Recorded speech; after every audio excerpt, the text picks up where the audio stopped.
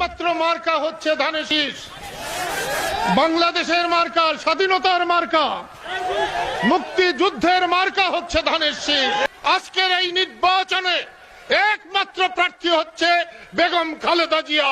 যে বিএনপিকে আমি আর 100 বছরে যতটা চিনতে না পারতাম, জোটে গিয়ে মাস 3তেই চিনতে পেরেছি। বিএনপি কোনো রাজনৈতিক দল না, বিএনপি হচ্ছে খালেদা জিয়া, তারেক রহমানের দল। এক সময় এরশাদকে স্বৈরাচার বলে আখ্যায়িত করলেও আবার কখনো তার অন্ধভক্ত বলেও নিজেকে দাবি করেন তিনি। আপনারা যদি সবাই মিলে লাঙ্গল ধরতে পারেন তাহলে আপনাদের বিজয় কেউ ঠেকাতে পারবে না। আমি স্বৈরাচারকে ঘৃণা করি,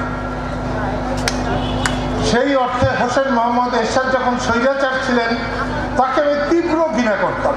কিন্তু হোসেন মোহাম্মদ এরশাদ সারা পৃথিবীতে বলবো না, কিন্তু এই এশিয়া উপমহাদেশ